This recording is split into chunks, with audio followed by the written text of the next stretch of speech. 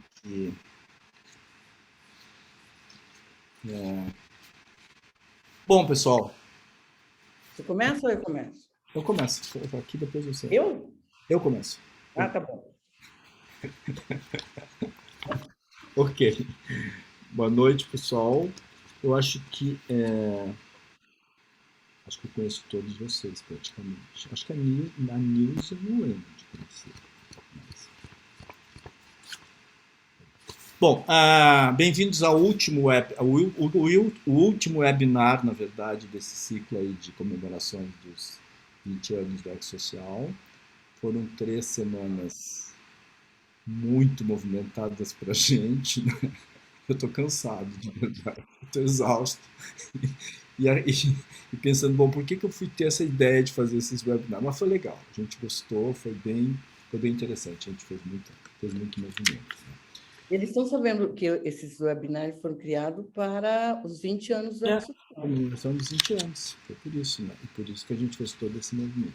Bom, então hoje é o último dos diálogos que mobilizam, e eu e a Angélica a gente vai falar um pouco sobre o impacto do coaching nos últimos 20 anos no Brasil. É um título um pouco pretensioso, digamos assim, né? Porque daria para escrever um tratado sobre isso. Mas é que a gente refletiu um pouco, porque a gente também o ex-social é um pouco parte da história do coaching no Brasil nos últimos 20 anos. Pelo menos tem algum lugar onde a gente teve um impacto e tem um impacto muito forte nessa indústria do coaching. É isso que a gente queria resgatar um pouco, até considerando que a gente está completando aí os nossos 20 anos, né? Eu lembro não sei se vocês conheceram, se vocês tiveram contato com a Vicky Brock. Não é a Vicky Block. Vicky Brock. Eu também me confundia no início. A Vicky Brock, ela é uma estudiosa americana, enfim, é uma PhD, e ela escreveu um livro sobre a história do coaching. E aí ela abordou o que aconteceu nos Estados Unidos, o que aconteceu, inclusive na América Latina, o que aconteceu na Europa, como é que o coaching É muito interessante esse livro. E quando ela esteve no Brasil, que ela deu uma palestra, que ela me deu, eu era presidente da SF, eu acho, ela me deu uma edição do livro dela, que está por aqui, eu não consegui achar hoje. E ela falou, olha, seria interessante vocês algum dia fazer uma pesquisa dessas envolvendo o Brasil, né? Para entender como é que é esse movimento, enfim, etc. Então talvez algum dia alguém se encoraje e coloque essa história, né, esse movimento, possa entender esse movimento e conecte ele, inclusive, com o movimento da América Latina, porque a gente tem muitas conexões aí. Mas a gente vai trazer um pouco aqui com vocês mais um papo bem formal, trazendo um pouco como é que foi a nossa experiência ao longo desse tempo, o que a gente ajudou a construir, enfim, que tem um pouco do nosso toque nesse processo de coaching no Brasil. Né? Eu vou começar assim falando no primeiro tópico e depois a Angélica. A gente vai fazer um pouco de timeline, só para vocês entenderem, depois a gente pode abrir, vocês podem fazer perguntas. Né? Então eu estou falando aqui que, na verdade, eu comecei a me envolver com coaching a partir da fundação do Ex-Social, que foi em 2002, foi quando a Ex-Social foi fundada. Eu cheguei logo depois, não fui fundador, mas eu entrei, acho que no ano seguinte. E aí o Ex-Social, digamos assim, no Brasil, a gente vivia um momento de muita ebulição em torno de coaching. Né? Coaching era a bola da vez, mais do que a bola da vez, era de verdade o grande movimento que estava acontecendo.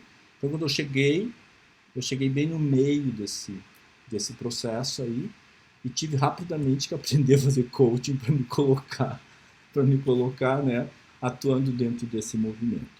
E aí a gente na Ex-Social foi muito interessante, porque tem um agente muito importante que eu acho que de verdade sustentou e criou essa dinâmica do processo de coaching no Brasil, que foi o Banco ABN, que foi o nosso primeiro grande projeto na Ex-Social.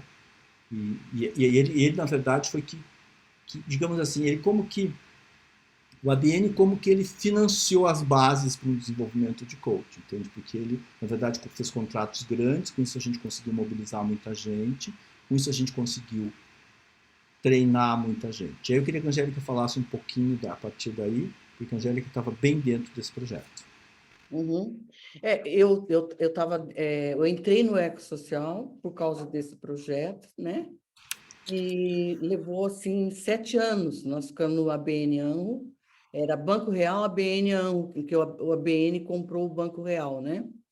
E foi muito legal, porque a gente vivenciou uma cultura, que era o Fábio Barbosa, o presidente, uma cultura naquela época, discutindo sociedade, ambiente, meio ambiente, o que hoje o pessoal está falando muito, já se falava naturalmente nos corredores do banco, de inclusão e de diversidade como um papel comum dentro da sociedade. E a gente ficou lá 7 anos vivenciando essa cultura, era uma cultura de fazer inveja, né?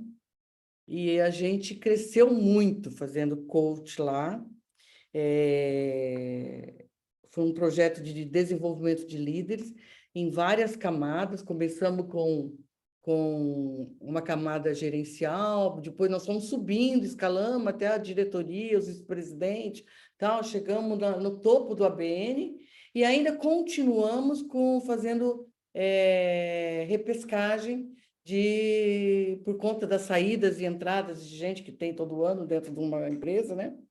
E mais de 3.000 pessoas fizeram coach conosco durante esses 7 anos de atuação. Aí, nós fomos num evento, né, do Ecossocial, e que o Fábio Barbosa foi um convidado de honra, tal, né? E a gente estava lá, o Jorge, o Sérgio e eu, entre outros participantes do Ecossocial, e o Jorge e o Sérgio tiveram a ideia de montar um curso. Que tal a gente montar um curso de formação de coach? Olha a nossa pretensão, de ensinar o pessoal a fazer o coach do jeito que a gente faz. Vamos convidar. Quem podia estar trabalhando com a gente? Precisa ter uma mulher e tal. A Angélica. Para mim, caiu assim, como uma luva. Eu falei, gente, é tudo que eu quero, montar um negócio desse e tal. E nós fizemos a formação de coach. Criamos a formação de coach, que nós ficamos gestando ela de 2004 até 2006. Quando, em 2006, nós fizemos a primeira turma, em agosto de 2006. Por isso que a gente faz aniversário em agosto, né? E nós tivemos um programa de formação de coaches criado naquela época, que hoje já temos mais de 500 alunos formados. Então, foi assim, um trabalho, né, exitoso, só que a gente tinha a pretensão de achar que a gente sabia fazer coach. Quando surgiu nesse primeiro ano, né, em 2006, mais ou menos, 2007, ficamos sabendo da ICF, International Coach Federation. Nós falamos, bom, nós temos que ver o que é isso, né? E fomos em Long Beach, né, Jorge? Nós fomos na primeira ICF internacional que nós fomos, né? Foi em Long Beach, perto de Los Angeles. E nós tivemos a Vera Oliveira, que apresentou um case de coach em larga escala, onde você trabalha com toda a cultura da organização. E a Vera apresentou esse case. Aí nós ficamos mordidos pela ICF e começamos a fazer um curso nos Estados Unidos.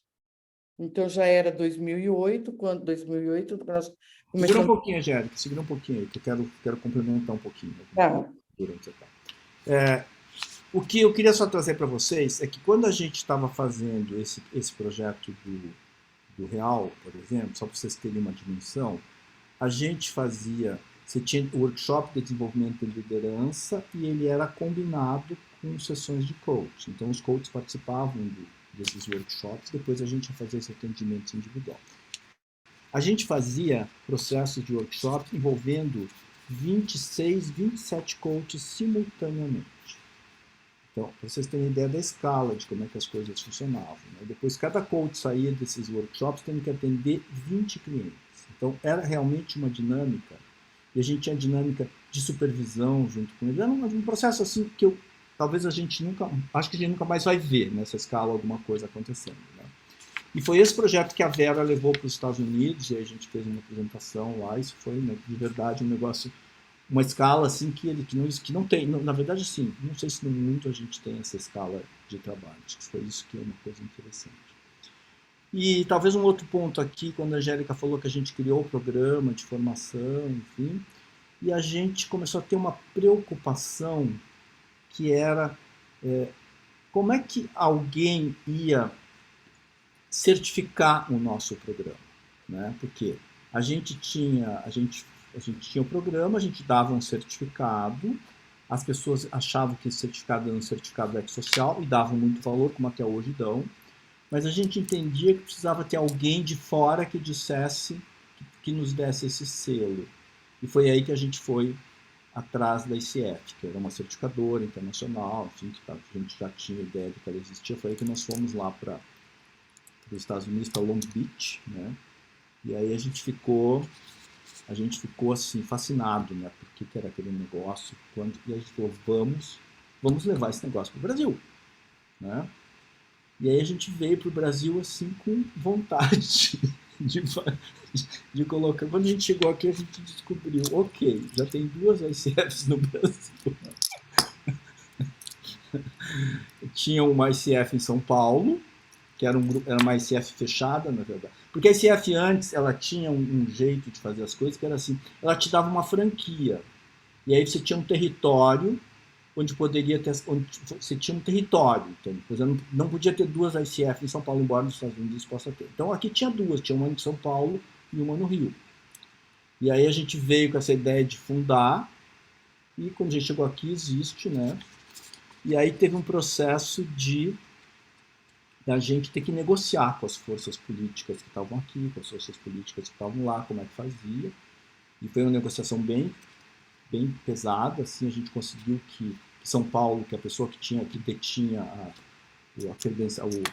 a franquia aqui em São Paulo, abrisse mão dessa franquia, né? E aí surgiu um movimento interessante que a Angélica pode contar, que aconteceu com os nossos alunos, né? Como é que foi a história de que a história de São Paulo surgiu, a história lá do hotel, que eu nem participei, que você estava. A gente tinha uma turma rodando, e né, com essa turma rodando, né, eu contei um pouco da nossa façanha nos Estados Unidos e de tudo que a gente estava descobrindo da ICF.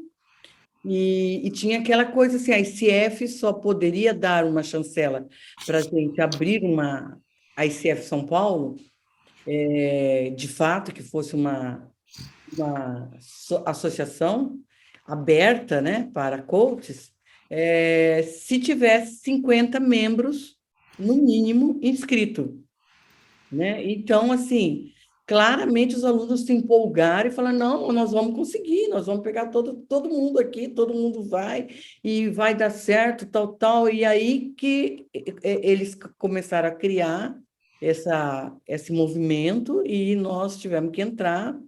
O Jorge entrou como presidente, eu como vice-presidente, e nós criamos a ICF São Paulo, e logo em seguida a ICF Brasil, porque nós tínhamos. Aliás, a ICF Brasil também era um reduto fechado da Eliana Dutra, né? A Eliana Dutra tinha a ICF Brasil, e quando nós fomos falar com ela, que ela perguntou: vocês são quem? Né? Aí que nós vimos que nós tínhamos que ser alguém na ICF, né? E nós fomos procurar a nossa credencial PCC na época, lá nos Estados Unidos, porque aí nós falamos, não, nós temos que ter um nome, nós temos que ter chancela, nós temos que nos apresentar não só com a motivação ou a boa vontade, mas com um peso de uma certificadora, né? Então, nós tivemos desistimos da ICF Brasil por aquele momento, até a gente se certificar PCC. Em 2008, nós nos certificamos como PCC, né, no Field University, e aí nós viemos para trabalhar a fundação da ICF São Paulo, e o Jorge, não satisfeito com os desafios da ICF São Paulo, resolveu agora retomar a ICF Brasil, Então, né? E Na aí, verdade, o que eu acho que é interessante aqui, quando a gente fundou o capítulo da ICF em São Paulo, nós tínhamos 84 membros, todos eram da escola. Então, o capítulo da ICF São Paulo, ele surgiu como um capítulo formado só por alunos da nossa escola. Ele levou algum tempo para poder isso ser reciclado ao longo do tempo. Então, no início tinha muita reação que dizia, não, mas a ICF São Paulo é um capítulo da escola de vocês, que não era verdade, porque a gente nunca teve. E a ICF Brasil, na verdade, quando a gente queria fundar a ICF no Brasil, a gente queria fundar a ICF Brasil. Mas aí a hora que eu estava com o processo todo pronto para fazer o capítulo da ICF Brasil, que eu fui falar com a ICF Internacional, eles me disseram assim, ok, tudo bem, mas já tem uma outra pessoa no Rio de Janeiro fundando a ICF Brasil, que era o Carlos Augusto. Né? Porque a Eliana ela tinha ICF Brasil no Rio de Janeiro. Quando nós fomos conversar com ela, na verdade, ela queria passar para frente, porque a Eliana é diferente da de São Paulo, que era uma coisa fechada. A Eliana tinha esse olhar mais romântico, assim, ela tinha vontade de desenvolver, só que ela não conseguia fazer isso sozinha. Então, quando ela quis passar para a gente lá, a gente falou, não, nós nos sentimos muito verdes, né? E aí a gente adiou esse processo. Mas aí quando a gente fundou aqui, aí a gente descobriu que tinha a ICF Brasil, e aí com os dados da história, né? Aí eu lembro que nós fomos almoçar com o José Augusto, que era o José Augusto que estava criando a ICF. Nós fomos almoçar na Daslu, quando tinha a loja da Daslu, a gente foi no restaurante da Daslu para negociar como é que a gente fazer uma aliança, na verdade. Ok, então a gente desenvolve São Paulo, você vai desenvolver Brasil e a gente atua junto. Então, vocês terem uma ideia que essas coisas não são assim, não foram tão simples, não é um processo, não é um processo que envolveu muitas negociações, enfim, muitos aspectos políticos com a ICF Global. Mas a gente conseguiu criar, conseguimos fundar. A ICF Brasil ela foi refundada, na verdade, no mesmo ano que a gente refundou a ICF São Paulo. Ela foi um pouquinho antes e depois a gente fundou a ICF São Paulo. E aí sim, a gente foi no Field, depois a gente voltou, fundou o capítulo, né? E aí... Para quem você quer enviar uma mensagem? A Siri está perguntando para quem que eu quero enviar uma mensagem, por enquanto para ninguém. E aí eu acho que tem, assim, aí tem um desafio também de, quando a gente começou, que eu fui para a ICF Brasil, que era um pouco da gente posicionar a ICF Brasil no mundo, né? Posicionar a ICF Brasil na América Latina, principalmente, porque rapidamente nós nos tornamos o maior capítulo da América Latina, mas a América Latina, por outro lado, tinha muitos capítulos e uma vantagem que eles falavam a mesma língua. E a gente era o bicho diferente. Então, todas as participações que a gente tinha na América, como é até hoje, embora a gente seja o maior capítulo, a nossa capacidade de influenciar de verdade, ela não é proporcional ao tamanho que nós somos, né? E aí, uma das estratégias e essa talvez tenha sido, para mim, foi o evento mais significativo que eu participei, foi em 2014, quando a gente resolveu trazer para o Brasil um dos encontros mundiais da ICF. A ICF fazia todo ano um encontro mundial, que normalmente ficava entre Canadá e Estados Unidos. Né? Canadá e Estados Unidos no início. E a gente quis deslocar esse eixo para o Brasil, uma vez. E aí, em 2014, eu propus para a ICF Mundial que a gente trazer para o Brasil, fazer esse evento no Brasil, né? E eles falaram, a gente tinha uma boa conexão, na verdade, com o ICF Global, desde que a gente fundou o capítulo São Paulo. Que uma coisa interessante também quando a gente fundou o capítulo São Paulo, que todos os presidentes da ICF nos visitaram, né, Angélica? Todo ano vinha um, né? Então ele vinha para o Brasil, visitava a gente. Por que eles estavam vindo para o Brasil? Não é porque eles amavam a gente. É porque o Brasil era a bola da vez também naquela época, lá por 2012, 2014. Quando você viajava, as pessoas queriam saber do Brasil, o que está acontecendo lá. Todo mundo queria vir expandir coaching para o Brasil. Depois a gente perdeu o bonde para a China, enfim, etc. Mas naquela época o Brasil era muito importante. Então a ICF também queria estar com o pé fincado aqui e ter esse grau de importância. Então quando a gente propôs fazer o evento aqui em 2014, eles pensaram um pouco e falaram, ok, tudo bem, vocês podem fazer. Agora, não tem recurso nenhum. E aí a gente falou, opa, né? E aí foi muito isso. Isso por isso que eu acho que esse talvez tenha sido um evento que eu acho sempre muito interessante, porque a gente, a diretoria da ICF, a gente resolveu bancar. A gente falou, a gente vai fazer. Aí a gente fez as estimativas lá de quanto precisava de grana, e na época era em torno de 1.200.000, por aí, uma coisa assim, 1.300.000, a gente conseguiu colocar esse negócio de pé como a gente queria colocar, né? E aí a gente tinha que ir, é claro, atrás de patrocinadores, né? E cotas de patrocínio, etc. Tal. E aí foi um momento também que o EcoSocial foi muito importante para a gente, porque o EcoSocial entrou como o primeiro patrocinador e com um valor significativo. Sabe aquele valor assim que diz, ok, agora, agora a gente pode começar a pensar em fazer. Então, nesse sentido, foi que o EcoSocial apoiou a gente. E isso porque a Angélica bancou, né, dentro do EcoSocial e sustentou essa possibilidade. E aí, fala um pouquinho do evento, Angélica, o que aconteceu? Então, eu era do grupo gestor do Ecossocial naquela época, e então eu convenci o grupo gestor a patrocinar o evento que o Jorge estava tocando lá na ICF, né? Certo? Então, foi assim, o pedacinho que estava faltando para a peça do tabuleiro ficar pronta, entendeu? E foi um sucesso enorme, a ICF Global no Rio de Janeiro, com como nós tínhamos participado em vários lá nos Estados Unidos, foi na ICF Global e foi muito, muito exitoso.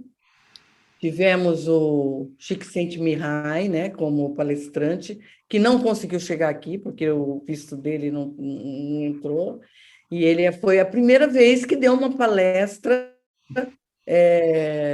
palestrante more, speaker da ICF, à distância. Streaming. É, e foi muito interessante, porque ele foi um sucesso, o pessoal não reclamou, né? O pessoal entendeu que ele tinha perdido o avião, ou ele não tinha visto, Não tinha visto, eu não tinha visto. não tinha visto para entrar no Brasil. Eles acharam que todo mundo podia entrar no Brasil do jeito que era, sabe? E assim, ele foi barrado e aí ficou e teve que fazer a palestra. E ele era o cara do flow, muito inspirado por nós, né?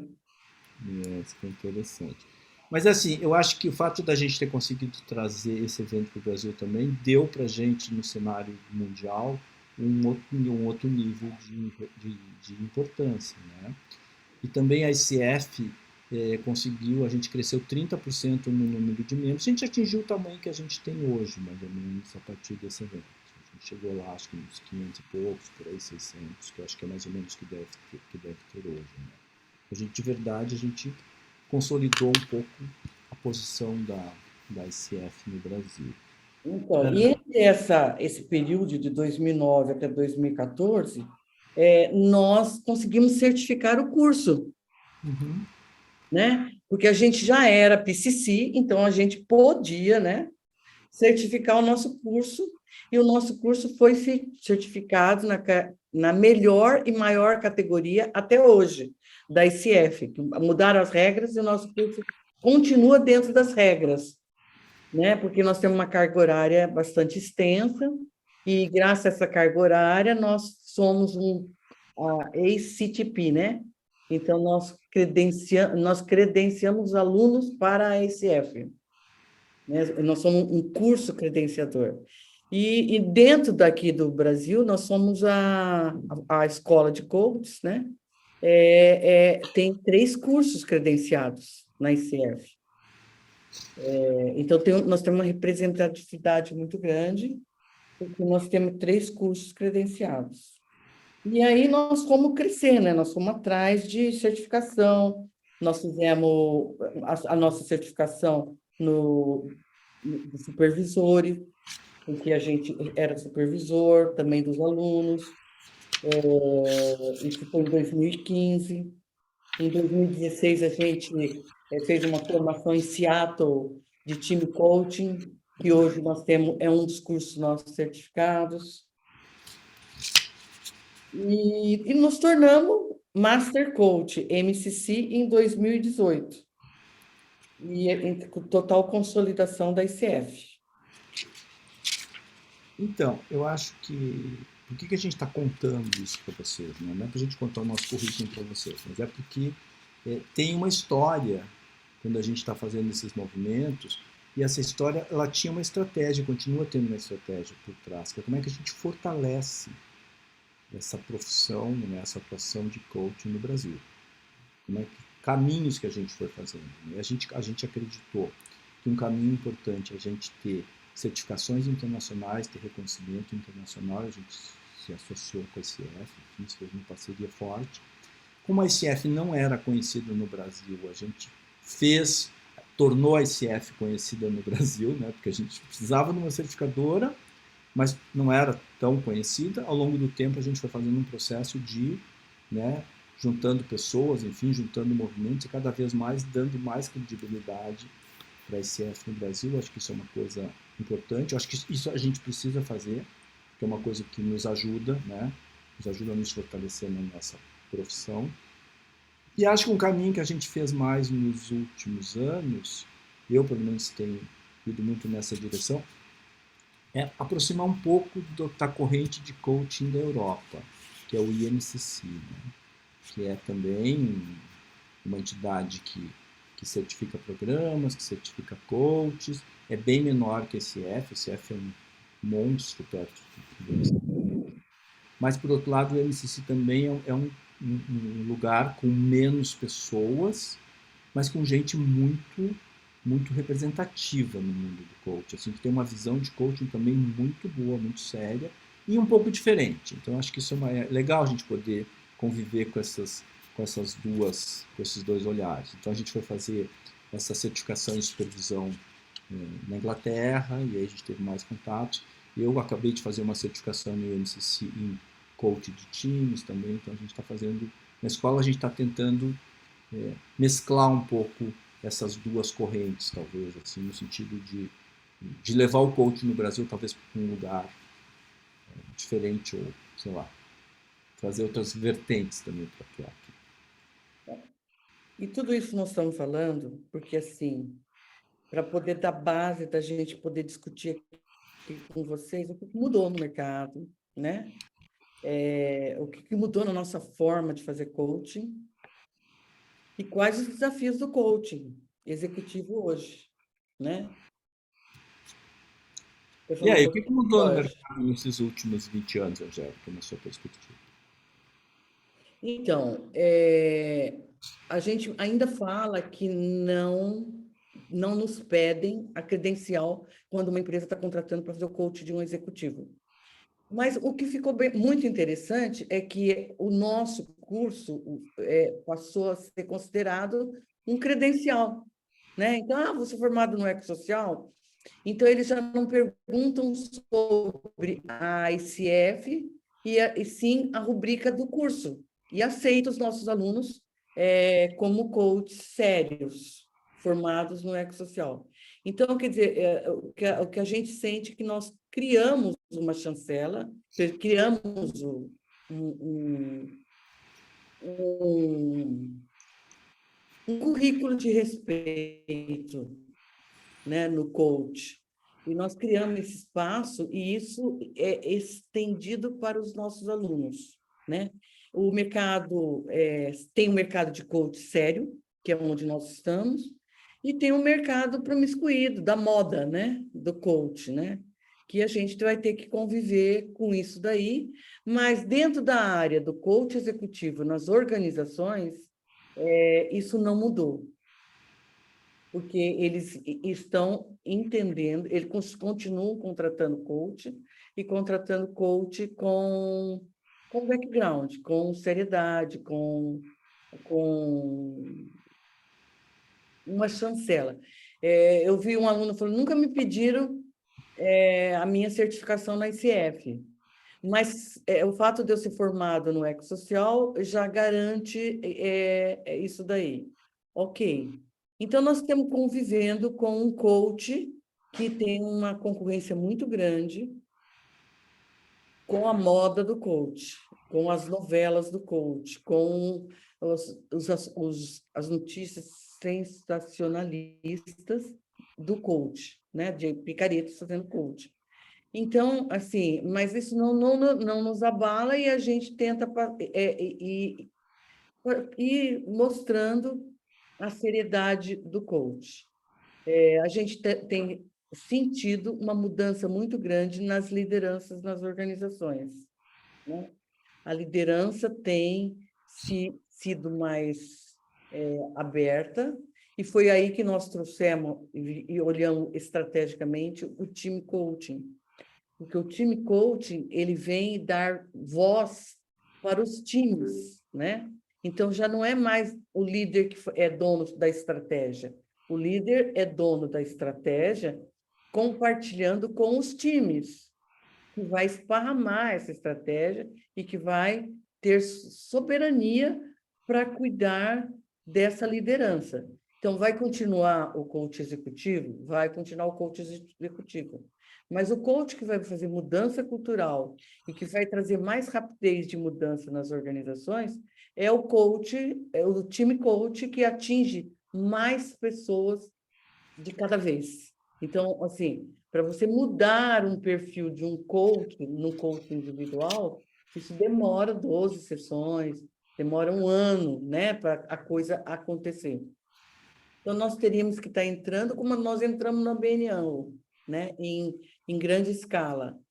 Agora, o time coach veio trazer essa oportunidade para a empresa fazer as grandes mudanças acontecerem numa velocidade maior, porque atinge mais gente, fazendo mudança cultural, fazendo mudanças estratégicas, ou correndo atrás com mais velocidade dos resultados.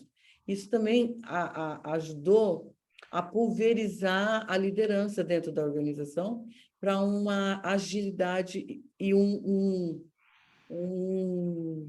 poder hierárquico mais flat, né? Mais de time, né?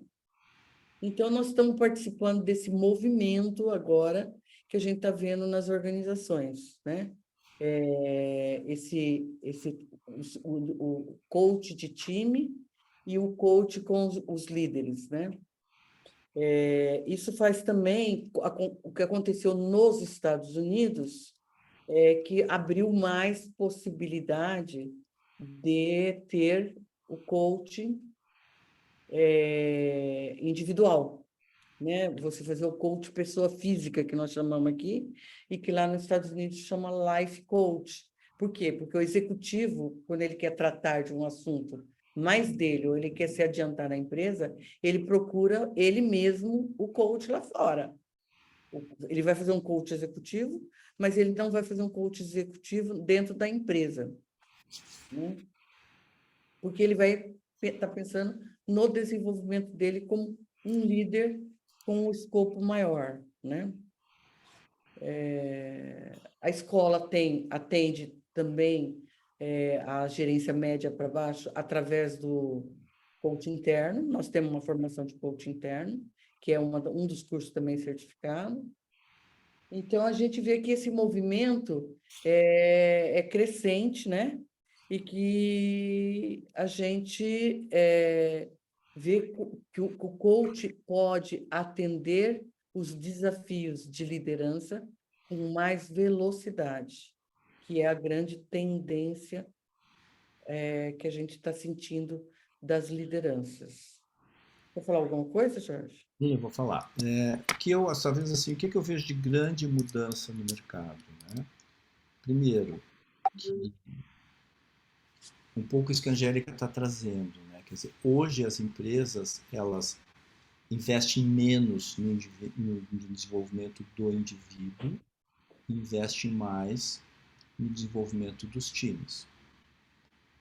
Por uma questão de ter um impacto mais rápido, também até por uma questão que pode ser financeira em alguns momentos. Não que coach de time seja mais barato que coach executivo, mas enfim, isso pode ser um ponto também. Por outro lado, assim, as empresas já não contratam mais coach para todos os níveis como elas contrataram antes, hoje elas contratam mais para C-level, e isso torna o mercado mais estreito, né?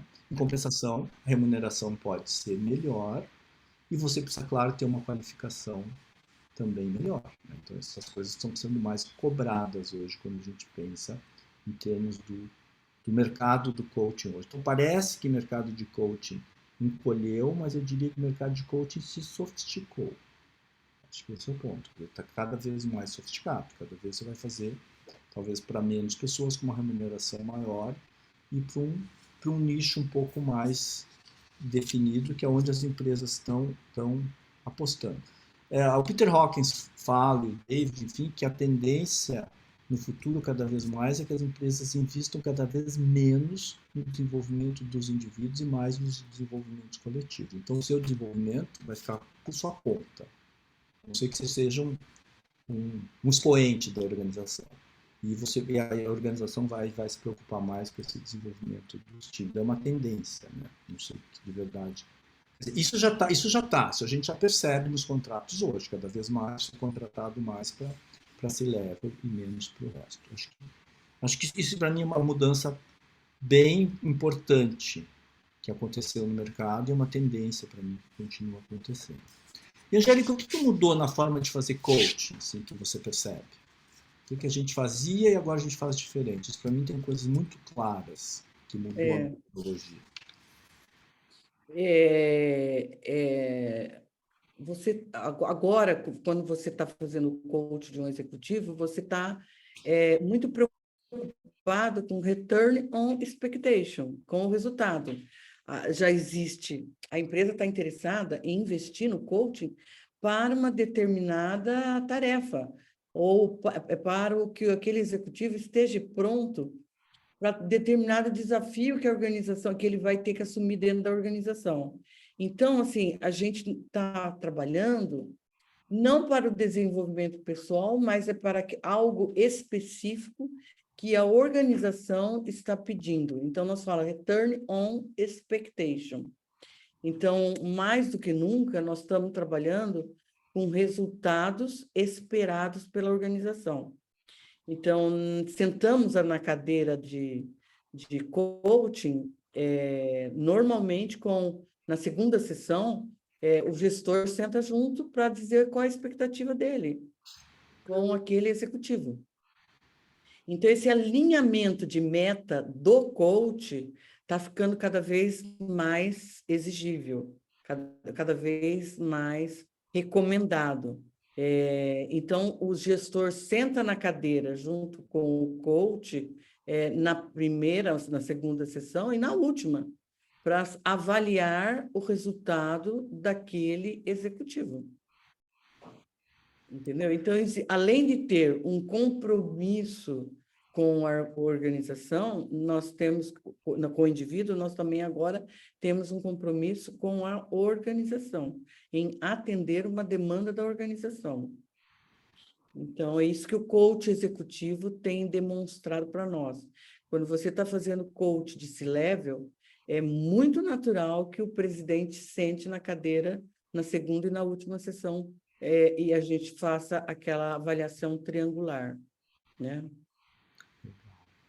O que eu acho assim, também que mudou do ponto de vista de metodologia até é porque a demanda, de uma forma geral, ela ficou mais específica, como a Angélica trouxe, né?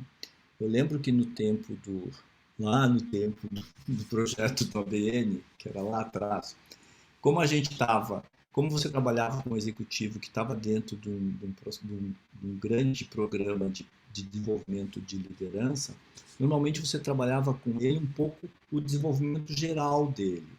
E o produto final do processo de coaching normalmente era um plano de desenvolvimento para ele.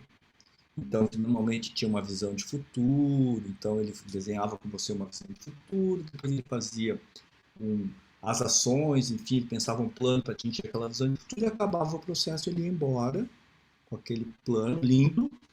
Alguns anos depois eu encontrei com alguns deles e falaram, puxa, eu fiz mudanças maravilhosas na minha vida, mas eu não vi nada disso, né? Então, o processo de coaching executivo hoje, ele ficou de uma forma que a mudança tem que acontecer dentro do processo. Então, você trabalha com ele 6, 7 meses, o que você contratou tem que mudar enquanto você está ali. Então, normalmente não são mudanças que demandam muitos anos, mas são mudanças muito mais específicas, muito mais quantificáveis. Então, isso para mim mudou radicalmente a forma de trabalhar. Também aumentou muito o grau de responsabilidade, num certo sentido, porque você precisa ver isso ir acontecendo também. Claro que, em muitos casos, ou em quase todos os casos, ele sempre sai com um plano de sustentação, enfim, o que ele vai fazer, né? Depois, como é que ele sustenta, mas não é o core do processo como era há alguns anos atrás, quando a gente fazia. E acho que tem algumas empresas que entendem isso, tem outras empresas que não entendem, que ainda tem um pouco essa demanda, né, que é mais de desenvolvimento, mas aí tudo bem, é só uma questão de estar ajustando. Agora, Angélica, quais são os desafios hoje do coach? Assim, o que você vê como os principais desafios? Desafio do coaching? Do coach em geral, assim, do mercado de coach, quais são os grandes Eu desafios? acho que cada vez mais nós vamos ter que trabalhar a distinção do joio, né? Separar o joio do trigo. Então, cada vez mais o coach vai ter que se qualificar e estar presente né, com esses desafios, até para poder se separar desse coach medíocre que aparece aí na mídia. Para esses coaches mais sérios, né, que a gente chama de seriedade, ele tem que se distinguir, ele tem que ser diferenciado. E ele tem que também saber articular e falar com a cúpula da organização. Ele tem que se qualificar para ser um interlocutor com a organização das mudanças que a organização quer fazer. Então, isso envolve ética, isso envolve competência, isso envolve lastro, né? E experiência de estar com esse diálogo nesse nível, né? Então, assim, tem que se preparar para estar bonitinho lá na frente e falar com a organização com C-level sobre o que ele está querendo para a área dele ou para aquele executivo, né? Que normalmente está sendo preparado, é um dos possíveis sucessores, né? Então, assim, tem que afinar o estilo, refinar determinados relacionamentos. Então, o coach tem que estar com essa linguagem e essa leitura do que está claro e do que está underline, né? Do que está sendo falado. Para isso, ele tem que ter também esse entendimento desse ambiente empresarial, né? Porque ele vai estar circulando nesse meio. Eu acho que esse é o desafio. Se a gente quer ser, nós temos que ser, né, aquilo que queremos ver no mundo, né? Essa frase é do Gandhi. Gandhi, né? Legal. Eu, na verdade, tenho um olhar Queremos... mais... Desculpa. Não, eu só estava repetindo. Tá. Eu assim, tenho um olhar um pouco mais, talvez um pouco mais, uma perspectiva um pouco mais estratégica, assim, em relação ao setor do coach, assim, né? Eu acho que sim, em relação a coach executivo, a gente tem parâmetros estabelecidos, a empresa sabe como contratar, a gente sabe como se preparar e acho que isso está tudo bem. Onde eu acho que vão surgir ruídos, e acho que esses ruídos precisam ser administrados ao longo do tempo, e acho que a ICF está aí para ajudar nisso, e tem ajudado, enfim, etc. E tal, é nesse lugar um pouco dessa questão que apareceu, né, de ser acusado de, sei lá, coaching, sei lá como é que isso é, aqueles artigos todos que saíram, né, sobre a banalidade do coaching, etc. E tal. Isso, para mim, na verdade, tem uma raiz, não é uma coisa simples, assim, não é um fenômeno que acontece só porque o menino lá, não lembro que estado foi, o menino entrou com uma ação, ele tinha 16 anos, ele, né, entrou com uma reclamação, enfim, em relação a coaching, gerou todo aquele processo que está no Congresso, enfim, hoje de regulamentação, enfim, que a ICF está acompanhando isso. Eu, quando eu era do conselho da ICF, uma das últimas coisas que eu fiz foi apoiar esse projeto, enfim, e hoje está sendo acompanado em Brasília, quer dizer, a gente está cuidando disso. Mas eu acho que o risco é que uma coisa que está se tornando, que vai se tornar cada vez mais forte, é a questão do life coaching.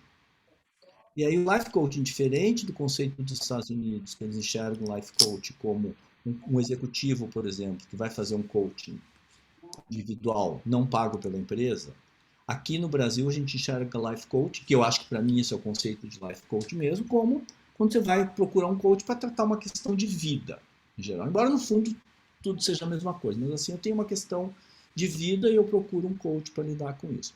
E eu acho que isso abre um espaço que aproxima muito terapia de coaching, porque o tema que vem ali, né?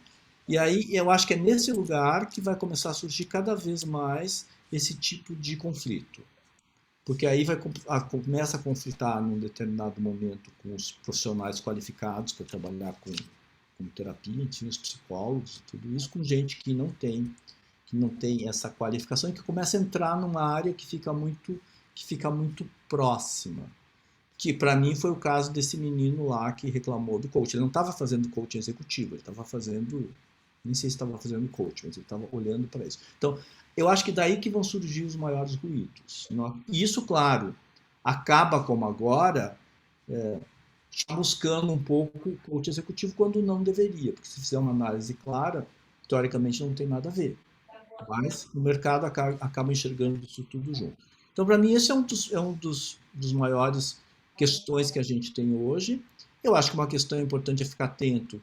Como é que o governo vai lidar com essa questão da tal da regulamentação que eles querem, né? Que eles estão querendo fazer? Se vai nos moldes do que tem as propostas lá, isso pode ser muito ruim para a gente.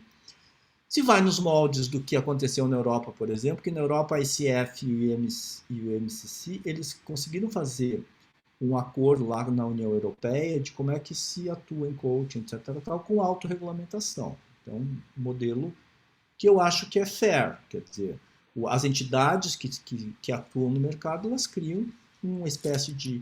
Como o ICF tem hoje, tem um código de ética, tem uma série de coisas, então se você infringir essas regras, você é punido, né, por esses organismos, não precisa ser um só. Eu acho que talvez esse seja um modelo, que é o modelo que a ICF enxerga, e também acho que é o modelo mais ok. Porque imagina se a gente tiver que ter escolas superiores de coaching, depois tiver que ter os conselhos regionais de coaching. Gente, cria uma estrutura, né, que, como tem os médicos, enfim, que eu acho que não vai funcionar. Para mim, essa é a maior preocupação, não acho que é uma preocupação assim no curtíssimo prazo, mas sabe aquela espada que vai ficar sempre ali em cima, né? Toda vez vai, parece que vai sair, depois não sai. Eu acho que para mim essa talvez seja a grande preocupação em relação ao mercado de coaching hoje. Então, mas agora está na hora da gente deixar o pessoal perguntar, né? É o que eu ia falar. Vamos ouvir um pouquinho vocês. Se não perguntas, como é que isso chega para vocês, né? Bom, primeiro, muito legal essa história toda, assim. Eu acho que eu fui num encontro no Rio, eu não sei, foi na Barra da Tijuca ali. Foi a primeira, eu fui lá porque eu estava em dúvida se eu queria estudar coaching ou não. E Ah, aí, você foi. eu fui e eu gostei muito. Aí daí eu fui fazer o curso, fui procurar e acabei indo para Então o... você foi no evento de 2014. Da Foi por ICF? ali, eu estava em Foi. dúvida se era 2014, Deve ter sido o Mundial da ICF que teve lá. na Barra da Tijuca ali. Isso, foi mesmo, foi na Barra da Tijuca. E aí eu me lembro, assim, me marcou, sabe? Me marcou. Tinha até uma música que botava no intervalo, eu achei linda a música, daí eu peguei no Shazam e salvei para mim. E depois eu fiz o Eco Social. Mas eu fiquei curioso de ouvir, assim, um pouco que você comentou sobre a linha europeia de coaching, porque a americana a gente conhece bem, mas a europeia eu fiquei curioso, assim. Então, você pode ter muita informação, não que seja completamente diferente, não é completamente diferente, mas é sutilmente diferente. Você pode ter através do IMCC, European Mentoring Coaching Council. É uma entidade que nem a ECF, claro que menorzinha, e lá você tem muita coisa, tem cursos, tem webinar que você pode assistir. É bem interessante, é interessante a gente conhecer, sim. É legal. Foge um pouco desse olhar que a gente tem aqui mais, né? Sai um pouco da caixinha. Tá, obrigado. De seriedade em certificação, são só essas duas entidades que a gente conhece, né? Que é a European Coaching, International Coaching, e a ICF. Então, vale a pena. Eu não sei se eu quero fazer mais uma certificação, mas porque depois disso não para, né? Porque você tem que a cada 3 anos você tem que renovar. Mas eu acho assim, ó, eu sou membro do IMCC, tá? O que que eu acho que é legal, assim, porque eu, num certo sentido, a gente já esgotei um pouco de tudo que eu podia ver na ICF. Claro que sempre tem coisas interessantes, né? Mas eles têm coisas assim que vêm de de um outro olhar, e eu acho que isso é interessante. E tem gente muito boa, tem autores, né? Lá tem É, autores, gente, tem gente peso pesado que está lá, na verdade, gente que já vinha publicando coisa antes do coach ser pensado. Você tem é verdade, é gente verdade. muito relevante no mundo, principalmente no mundo da supervisão, no mundo do coach de times, é muito porque lá tá o David, né? Tá o Peter Hawkins, então tem coisa David pesada Clutterbach. nessa. E na área de coach também tem gente muito interessante. Então vale a pena. Mais impressões. Vamos aproveitar que nós estamos em poucos, isso é ótimo, né? Dá para interagir. Eu ia perguntar isso, puxando a sua resposta, Jorge, se tem algum teórico novo aí nesse mundo, porque as coisas são, né? Vem os pensadores antigos e tal. Quem que vocês têm visto? Se tem algum autor, algum livro interessante de coisa nova em coaching? Uma boa pergunta. Coisa nova em coach, mas assim, com mais perspectiva, visões, né? Ampliando o prisma, né? Eu acho que o Jorge falou do Peter Hawkins, que tem um curso maravilhoso lá, que o Jorge fez. Quantos anos, Jorge, você ficou Mas fazendo? ele tem 80 anos, o Peter, então não é exatamente um cara É, novo, entendeu? é. Mas é por causa do livro. O livro dele é diferenciado. É. O Clutterbach, o David Clutterbach é um cara que escreve muito e publica ele publica no Face, na internet, no LinkedIn. É muito interessante. Ele escreve e vai publicando. E é muito interessante a abordagem dele. O pessoal da Inglaterra, que é o CSA, Coaching Supervision também, é um pessoal muito sério, que tem a Alison, como chama? Alison, que foi minha Ótimo, supervisora, ótimo. Hot. Ela é PhD em supervisão, e ela dá aula numa faculdade em Manchester sobre supervisão, e ela é do CSA. Ela foi minha supervisora enquanto a minha formação como supervisora. Ela tem muitas publicações interessantes. Ela é australiana, morando na Inglaterra. O CSA tem no site da CSA também tem uma boa referência, né? A Miriam Osiris, que é a sócia do CSA, ela tem uma publicação recente de neurociência em coaching, né? Então, acho que tem, mas de verdade, assim, eu acho que ainda não tem Não tem gente nova, um né? autor novo que de verdade escreva a partir que eu sempre venho trazendo isso, né? A gente tem que começar a escrever a partir da experiência de coaching, porque coaching é uma coisa prática que vai da prática para o teórico. E a gente tem a maioria das coisas que tem sobre coaching são adaptações, que vêm da psicologia, que são maravilhosas, vêm da psicologia, vêm do desenvolvimento da organização, mas eu não conheço nenhum material originalmente desenvolvido a partir de uma visão de coaching. Eu acho que isso é uma coisa que os acadêmicos, sei lá, que alguém vai ter que fazer algum dia. E eu ainda acho que, para mim, os livros de coaching mais profundos ainda é a Jenny Rogers, para mim.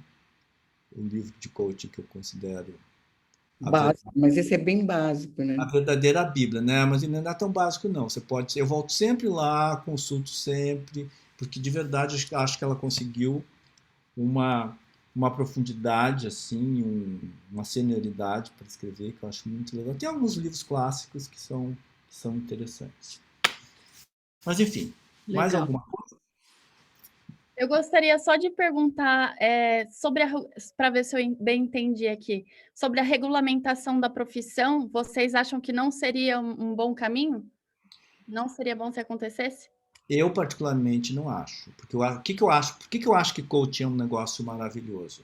Porque coaching, ela não tem barreira de entrada. Qualquer pessoa pode se tornar coach, ela só tem que estudar, ela só tem que se qualificar. Então, eu acho que se tiver uma autorregulamentação, que aí ela diga o que que você, por exemplo, como a ICF tem, quantas horas você precisa ter, e depois no final ela te dê um selo, para mim isso é melhor do que ter uma faculdade que vai formar coach. Porque, como eu disse antes, coach não é uma coisa acadêmica. Não é. Eu e a Angélica, a gente fez formação numa universidade nos Estados Unidos em coaching, na Field University. Por quê? Porque a gente já tinha um curso de formação de coaching e a gente não tinha formação. Né? A gente tinha aprendido, a gente criou o curso, mas a gente aprendeu fazendo. E tinha um monte de... A gente tinha formações picadas, mas a gente não tinha um carinho. A gente foi fazendo o Field, é excelente, mas é uma formação teórica. Então, se a gente só tivesse o Field, a gente não seria, né? A gente saiu de lá, PCC, fazendo coach, por quê? Porque a gente já tinha uma experiência, né, prática, enfim. Então, para mim, é muito importante essa experiência prática, não é acadêmico, e por isso que eu acho que a certificação precisa ser feita nos moldes do que foi feito, desculpa, a regulamentação. Precisa, acho que precisa, mas tem que ser feito mais nos moldes que foi feito na Europa, que é onde tem na ICF e o IMCC, eles regulamentam, assim, né? E aí o mercado se autorregulamenta a partir disso. Para mim, é esse olhar. Lembrando também o seguinte, que isso sempre vai valer para um pedaço do mercado, que é o pedaço que se coloca dentro dessa orientação, e aí quem contrata escolhe contratar nesse pedaço ou contratar no outro. Né? Porque eu acho que nunca a gente vai conseguir, não dá para enquadrar todo mundo. E eu nem acho que faz sentido. Eu, particularmente, não gosto muito dessa ideia de que quando a gente fala de coaching de um jeito e coaching de outro jeito, e a gente dizer que a ICF tem o coaching que é certo, eu nunca gostei disso. Mesmo quando eu estava na ICF, eu nunca estimulei isso. Eu acho que a gente precisa dizer como é que a gente faz. E quem olha vai perceber, olha, olha, é ético, etc. Então eu me encaixo com isso. Eu não preciso dizer que eu sou mais sério, etc. E nem dizer que os outros não são. Porque eu acho que isso gera um pouco esse ambiente que a gente tem no Brasil, né? Que é esse maniqueísmo, né? O meu é bom, o seu é ruim. Então acho que esse cuidado, e a hora de fazer essa regulamentação, eu acho que isso é muito cuidado. Porque se você olhar as propostas que estão no Congresso, tem propostas realmente absurdas, que se elas passarem, por exemplo, o mundo fica muito ruim para a gente. É um tema para se preocupar. Mas a visão da ICF é de autorregulamentação. Tá? Pelo menos era até eu sair de lá, mas deve ser aí. Eu penso assim, né? Também estou começando agora, assim, né? Então, não sou tão aprofundada no assunto, mas pensando nas pessoas, quando a gente faz, principalmente, é que vocês falaram bastante do executivo, né? Mas quando a gente faz o pessoal 1 a 1, eu vejo que acontece muito, né? Da gente encontrar essas pessoas que não são sérias, justamente por nem elas saberem o limite, né? Então, não sei se talvez... Eu até me perguntei muito sobre isso, eu até fico meio insegura de me posicionar como coach, de usar essa palavra, justamente pela imagem que tem, né? E eu não gostaria disso. Eu vejo que muitas pessoas fizeram as formações de coaching, eles se posicionam com um outro nome, pessoas que poderiam ser muito boas coaches, por essa razão. Então, eu me pergunto, né, até onde que... E eu acho que, às vezes, até eles se confundem mesmo com a psicologia, por exemplo, como você citou. E não pode ser que o autodesenvolvimento ali tenha, tanto no coach quanto na psicologia, mas são abordagens completamente diferentes, né? A psicologia, assim, me corrija se eu estiver errada, mas é mais, assim, a correção dos problemas, né, e tudo mais. E o coach é potencializar, enfim, desenvolver e potencializar o que a gente já tem de bom, né? Quando você está dando, eu acho, agora não queria incumpridar muito isso, mas é interessante isso, né? É que essa preocupação em separar coaching de psicologia acaba às vezes fazendo injustiça com os dois lados, né?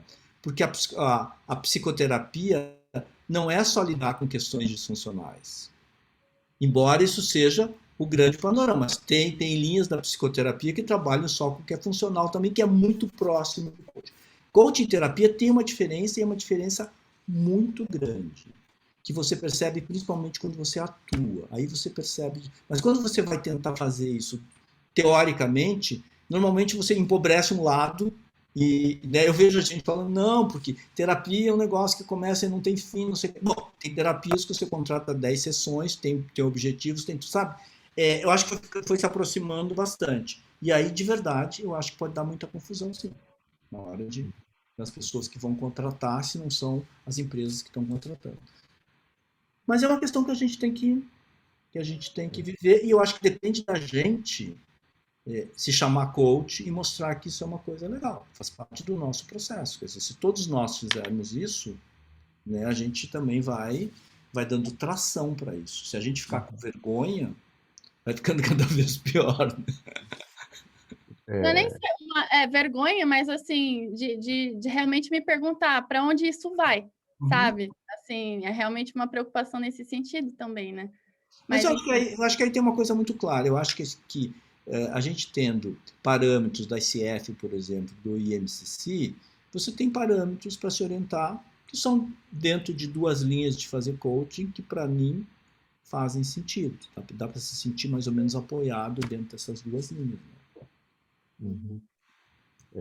Bom, Jorge e Angélica, muito obrigado aí pelo panorama, pela aula, foi muito, muito gostoso.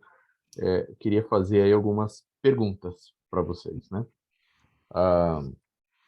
Primeiro, como é que foi esse processo de incorporar uma visão europeia, visão mais americana, as necessidades tropicalizadas do Brasil, com a essência, o impulso da antroposofia? Assim, eu fico bastante curioso e animado, né?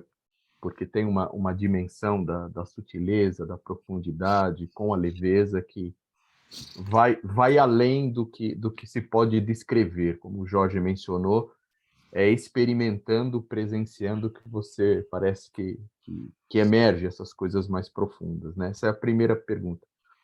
E a segunda é como vocês veem nessas mudanças desse organismo vivo nas organizações, por conta da agilidade, ou por conta da humanização, ou por conta de uma formação mais forte de uma cultura menos hierárquica e fechada, como isso se reflete nas demandas, né, no demandante, que chega até o pedido da contratação e da proposta, e aquele que está dentro, de fato, do processo do coaching, que seja o executivo, o líder, enfim, ou quem seja. Ou seja, uma pergunta na direção desse caldo que gerou esse modo único, né, de se fazer ou de se formar, e o que me chama muita atenção no programa de vocês é que a formação de coach não é formação em coaching, então trabalha a pessoa e não um conjunto de ferramentas e abordagens. Isso, para mim, é um negócio poderosíssimo.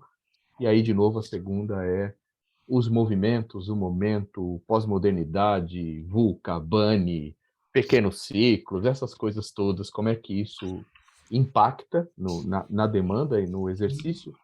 E se vocês quiserem ainda falar o que vocês acham que falta hoje no nosso mercado de coaching, ou na formação, ou nas abordagens. Muitas perguntas. Angélica, Desculpa aí. E eu falo segunda. Você está sem som. Aqui que a minha internet até caiu. Eu me perdi nas suas perguntas. A primeira foi sobre a antroposofia, a segunda, o Vou momento falar das dele. organizações, e o terceiro, que vocês acham que falta hoje no coaching. Ok, eu vou falar da primeira, o Jorge fala da outra. Eu acho assim, ó, que não foi difícil. Não foi difícil, não, porque o pessoal às vezes olhava. Eu lembro que nos seminários o que a gente ia, quando a gente falava de uma linguagem assim, mais. Tem o detalhe do inglês, né? Que era macarrônico, né? Tá certo? Mas eles entendiam a seriedade e era universal. Entender a seriedade e o que nós estávamos falando a mesma coisa, com palavras diferentes. e com as intenções eram as mesmas, entendeu? E era nesse lugar que a gente se relacionava. E ele se relacionava com a gente, com as intenções. Porque às vezes não era nem pelas palavras, né? Porque a gente foi corajoso de se meter num curso, na profundidade que teve, com um inglês não tão fluente, né? Mas a gente se fazia entender, e o coach, a gente mostrou que a gente entendia o cliente no que estava entre a gente, né? A gente estava naquela escuta, naquela presença, né? Então, essa linguagem é universal, da antroposofia. Só muda é que a gente não falava de espírito, né? Entendeu? Mas espírito e consciência, né? Quando nós conhecemos o Csikszentmihalyi falando de flow e outras linguagens assim, a gente via que as coisas estavam caminhando dentro de um mesmo universo. E sempre em prol do ser humano e na conquista de consciência. Obrigado. Então, talvez agregando um pouquinho do que a Angélica trouxe, também em relação à sua pergunta, eu acho, sim, até escrevi um artigo um tempo atrás sobre isso, né? Para mim, a corrente de coaching europeia e a corrente de coaching americana, elas têm algumas diferenças. É sutil o que eles têm. É bem sutil, né? E o que a gente fez foi integrar um pouco isso. Eu acho que a antroposofia ajuda a integrar essas duas coisas. Deixa eu falar para você assim, o que eu acho que são as grandes. Para mim, a corrente de coaching europeia, ela se permite, eu acho, influenciar um pouco mais pela psicanálise, no sentido de reconhecer que existe dor, que existe sofrimento, que existe uma série de coisas, né?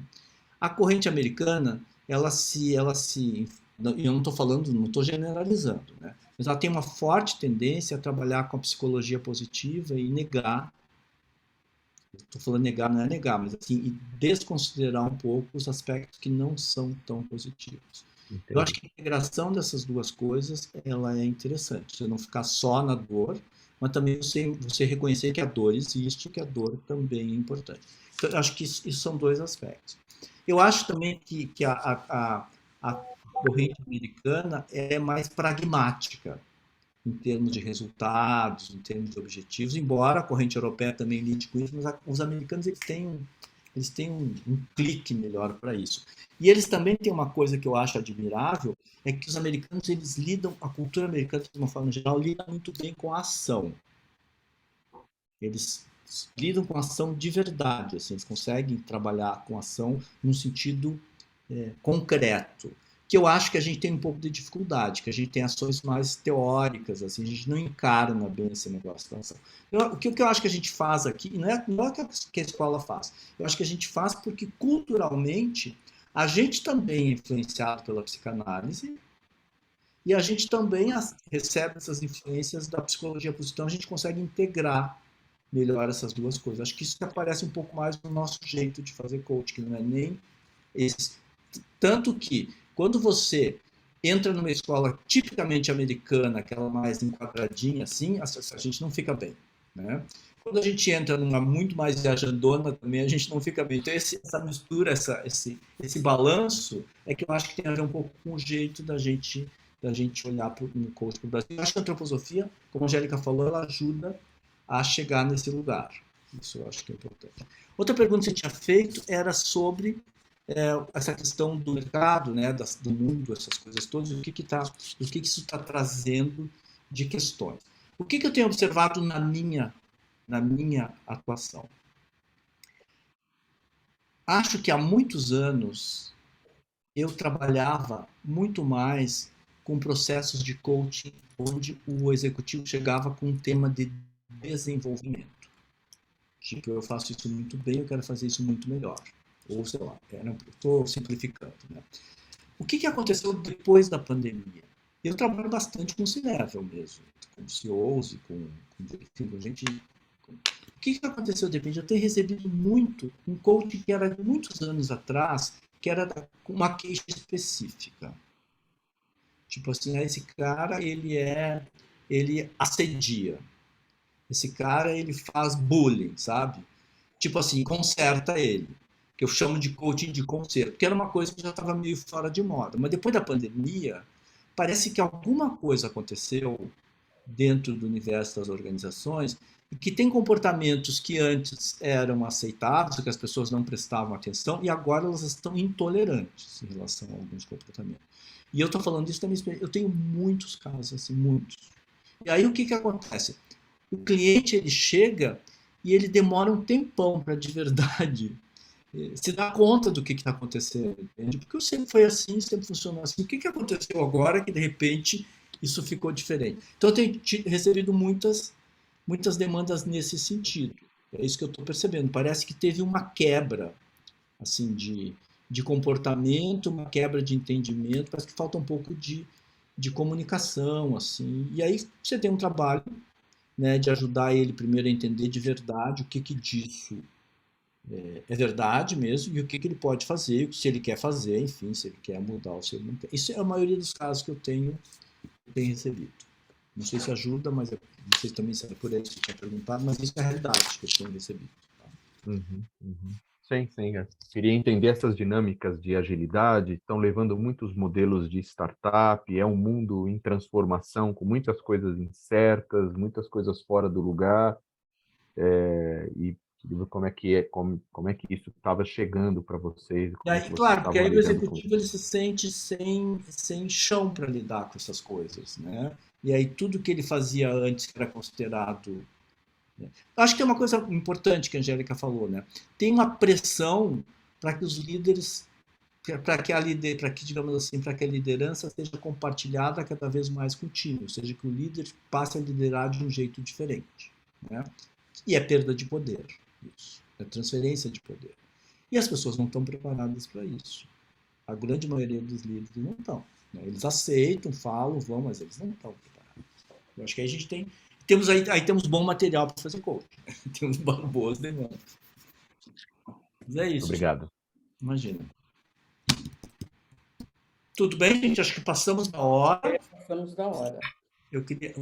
Vamos agradecer, então, Angélica. Gente, obrigado, né, de comparecer. O adivinhômetro de vocês pelo horário foi maravilhoso, né? Pudemos fazer uma roda de conversa mais íntima. Muito obrigado. E é um prazer enorme vê-los aqui. Legal. Também queria agradecer, gente. Foi um grupo pequeno, mas os grupos pequenos são ótimos, que a gente pode aprofundar de verdade. Esse tema que eu e a Angélica levantamos hoje é um tema que a gente vai desenvolver, a gente precisa registrar algumas coisas, porque eu acho que história e as tendências, né, vão ajudando a gente a aprender com as experiências e talvez construir. Acho que a gente precisa trabalhar nisso. Foi bom para a gente fazer um primeiro põe para fora, assim, porque organizou um pouco as nossas ideias e vocês ajudaram bastante nisso. Então, muito obrigado. E se precisarem de alguma coisa da gente, por favor, nos acione. Obrigado. Obrigada a vocês. Obrigado. Tchau, tchau. Tchau. Fizemos. Tchau. Tchau.